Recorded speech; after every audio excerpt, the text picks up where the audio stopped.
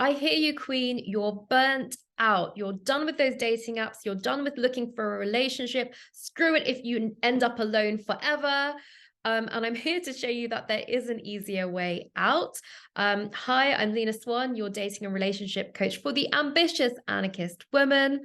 If you find this content useful, please don't forget to give me a little like and hit subscribe because it helps more content come your way, but it also helps other women to find this content also. And I'm guessing you find yourself stuck in one of three cycles. The cycle of, the never-ending first dates that are totally mediocre and never seem to end in relationship. Either the cycle of deleting the dating apps and reinstalling them again because you realize they're the main way to meet someone, then deleting them again after you get triggered. Or the never-ending cycle of short-term 3-month to 6-month relationship, where you get to that end of the period and it doesn't seem like there's any future in that relationship, and so it ends, and you have to go through the healing, and then you have to kind of go through the breakup cycle, and then, back on those dating apps only to end up in the same short-term relationship again.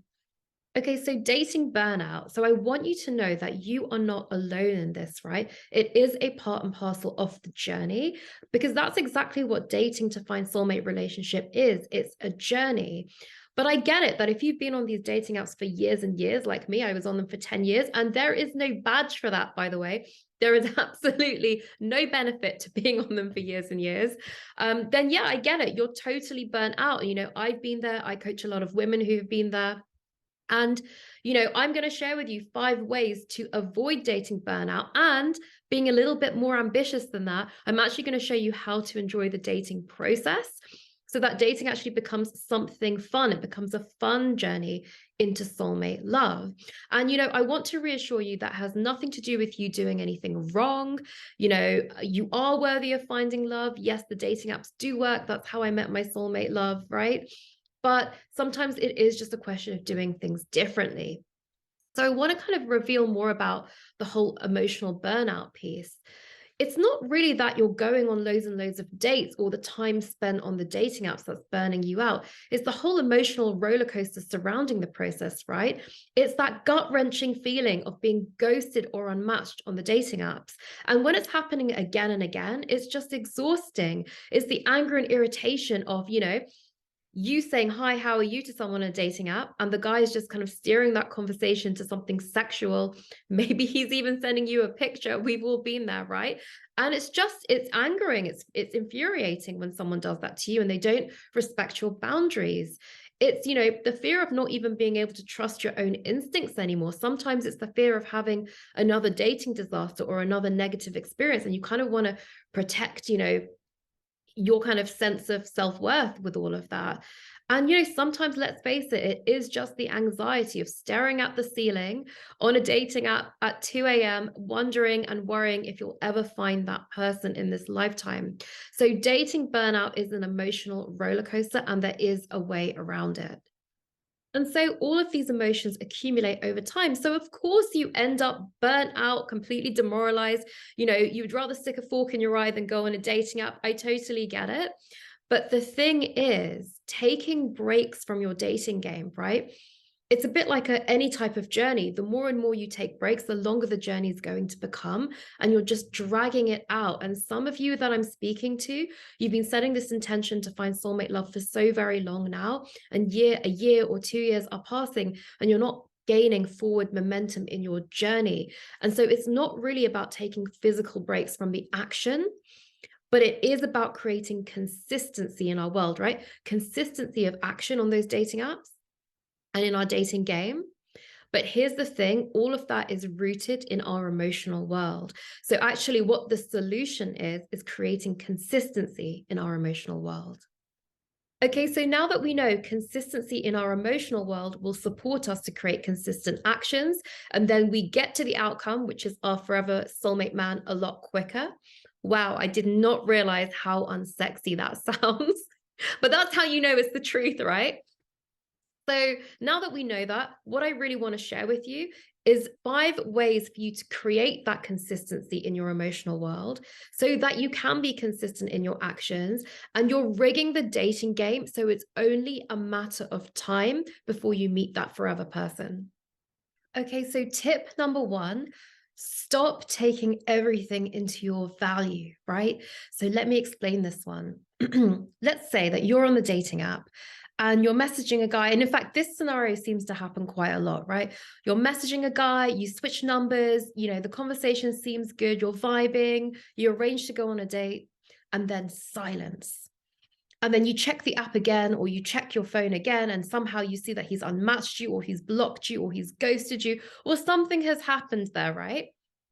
And you're like, the first thing that you think, and hey, look, I've been there, so I know that this is what we do as women, right?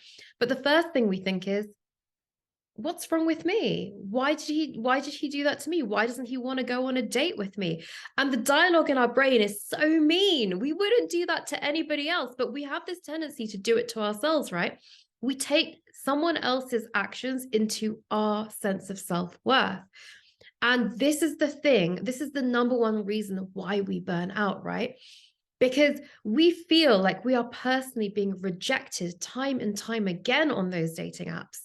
But we're not, because actually, that man is an adult and you can't control the way he behaves. He gets to choose how he behaves, and his behavior speaks volumes about who he is and nothing about you, right? There's also a million different reasons why something like that could happen.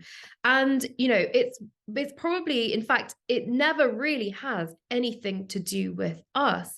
The reason someone might ghost you or not reply could be anything from his cat just died to he really has intimacy issues and it was just getting a little bit too real for him, right? It could be anything. But the thing, Queen, is that it won't have anything to do with you.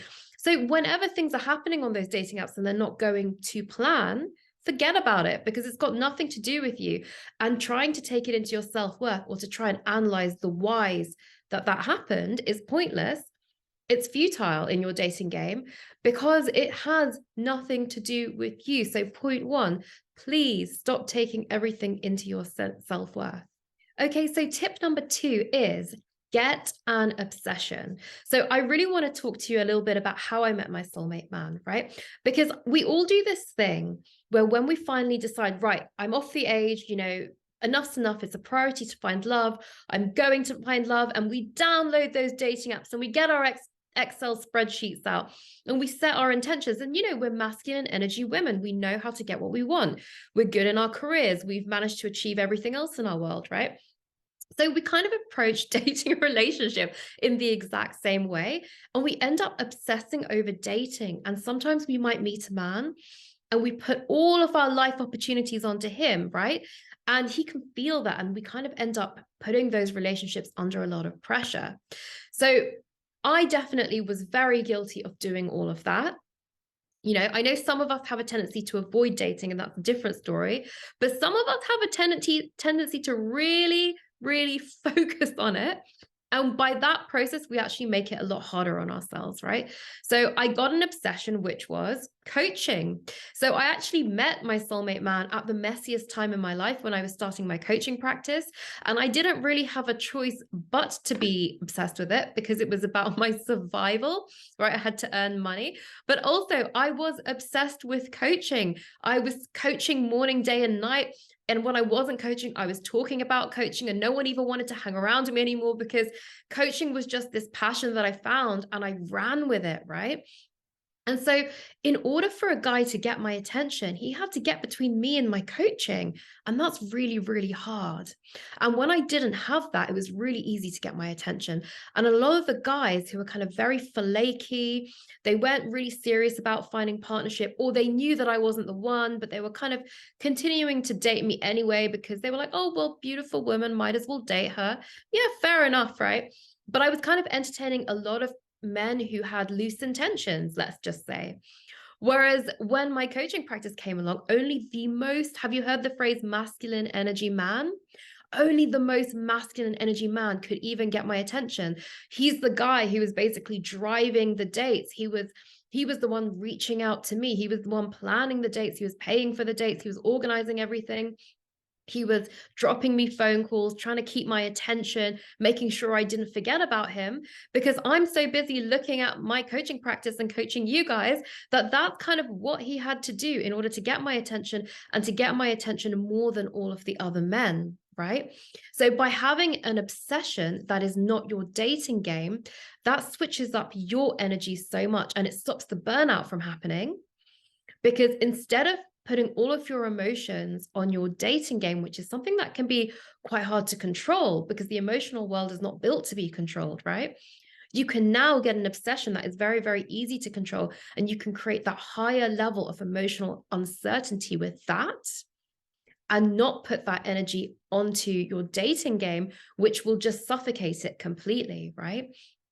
So when you get an obsession, it means that only the most purposeful, intentional man who just cannot wait to go on that next date with you gets your attention. And the best way to do that is by absorbing all of your beautiful adrenaline energy that we love to use to achieve and win things. And we're going to put that into our obsessions. And your obsession could be your career. It could be taking care of a pet. I have a friend who has a very sick pet, and a man needs to get in between her and her cat in order to get a date with her, right?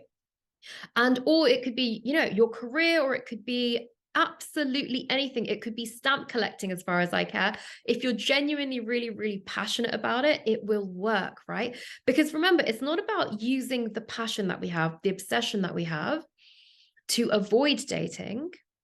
It's about using the obsession that we have to absorb all of that gorgeous, sometimes anxiety, sometimes adrenaline energy that we have, and that we would like to focus on our dating worlds. And instead, it basically mops that up so that we're super serene and super in our feminine when we actually get to the dating the guys that we like, or being on those dating apps. Okay, so step 3, focus on systems, not outcomes. So as you already know, dating can be a pretty frustrating game. Sometimes you can be on those dating apps for hours and nothing valuable is really happening on there. Sometimes there are really big gaps in, you know, going on actual dates. You know, sometimes it's just not a satisfying or fulfilling experience. And when we attach our emotions to the outcomes, that's a really hard game to play, because we can't really control what the outcomes are. We can't control the hows, the whats, the whos, or the whens of meeting our soulmate forever man. But we can increase the level of certainty by focusing on the systems that will lead us there, right? So here's what I'm talking about. Set yourself a schedule for using those dating apps, right? Maybe it's 5 minutes in the morning, maybe it's 5 minutes in the evening, maybe it's half an hour a day, maybe it's half an hour a week. It doesn't really matter. The point is the schedule works for you, and it's really easy to accomplish.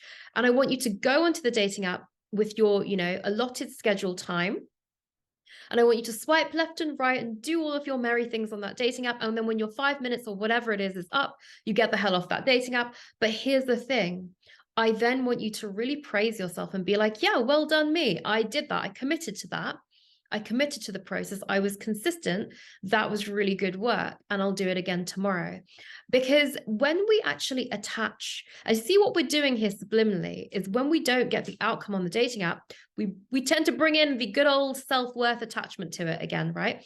So when we actually praise ourselves for doing something meaningful, that's what keeps us going back onto the dating app. When we almost berate ourselves for not really making the dating apps work, and we do that very subconsciously, we tell ourselves, oh, it's the dating apps that don't work. But really, subconsciously, what we're saying is, you're never going to find anyone. And that just makes it harder, right? That's really heavy. That feels really suffocating. So we want to keep it light. And it's very hard to control what happens on those dating apps. So don't focus on what your outcomes are, whether you match, whether you chat, whether you actually arrange a date. Don't focus on that. That will happen over time, as long as you're consistent in your processes and your systems, which is your dating app schedule. Some of us need to be more disciplined in getting off the app. So if you're more kind of sided like me, where I used to just be on those dating apps all day long for hours and hours, losing the plot, swiping left and right. After all, I didn't even know what I was doing anymore.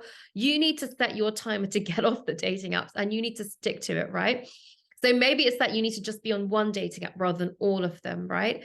Or maybe it's just that you need to get off after 5-10 minutes and not be tempted to just almost like mindlessly scrolling and doing your robot dating, and actually reduce the time and be more mindful about it.